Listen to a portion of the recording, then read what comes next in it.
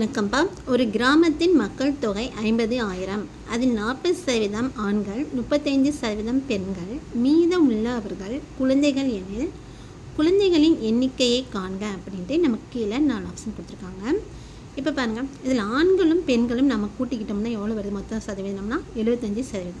சதவீதம்ங்கிறது நமக்கு 100% குறிக்குமாப்பா. அப்புறம் இதுலேருந்து ஆண்களையும் பெண்களையும் நாம் கூட்டி கழிச்சிட்டோம்னா அது எவ்வளவு? ரெண்டையும் கூட்டினா 75% கழிச்சா 25%.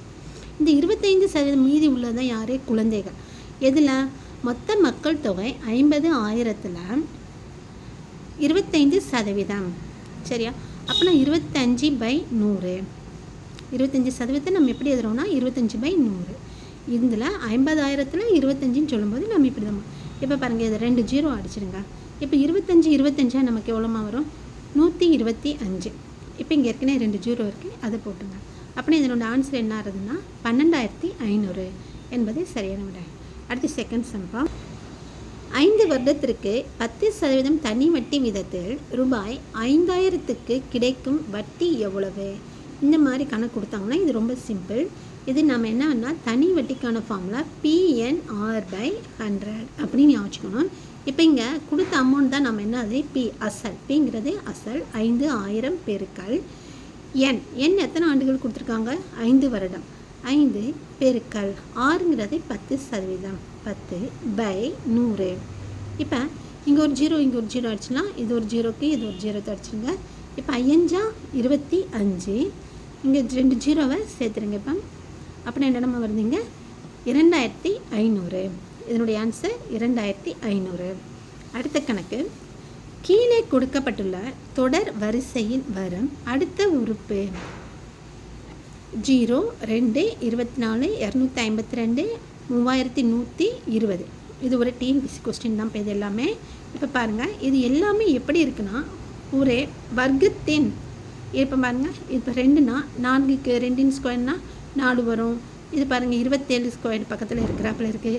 இது நமக்கு 256க்கு வர்க்கம் அதுக்கு பக்கத்தில் இருக்கிறாப்ப இருக்கப்பா. அப்போ நான் இது எப்படி பாருங்கள், 0க்கு 0 அப்படி வச்சுக்கலாம். இப்போ 2க்கு நம்ம ஸ்கொயர் பண்ணோம்னா 2 4. இப்போ இந்த 4லேருந்து இந்த 2 என்ன பண்ணியிருக்காங்க? கழிச்சா நமக்கு 2 வருது. ஓகேவா? இப்போ 3க்கு ஸ்கொயர் பண்ணுங்கள்.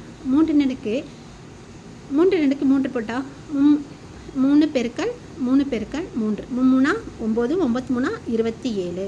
அந்த 27லேருந்து ஒரு 3 கழிச்சா நமக்கு என்ன ஆன்சர் வருது? 24 இருக்காப்பா. அடுத்து பாருங்கள், இந்த 256ங்கிறது 4 ஸ்கொயர் பண்ணலாமா? 4 எது இப்போ நம்பர் பண்ணுறோமோ அதே அடுக்கில் போடுறோம். அப்போ நான் 4 பெருக்கல் 4 பெருக்கல் 4 பெருக்கல் 4 4 16. 15 4 16. 16 நமக்கு என்னமா வரும்? 256. அதுலேருந்து ஒரு 4 கழிச்சிடுங்க. 252 வந்துடுச்சா? அப்போ நான் இங்கே நமக்கு அடுத்தது 5க்கு தான் ஸ்கொயர் பண்ணிப்பாங்க. 5 அப்போ நான் 5 பெருக்கல் 5 பெருக்கல் 5 5 தடவை போடும்.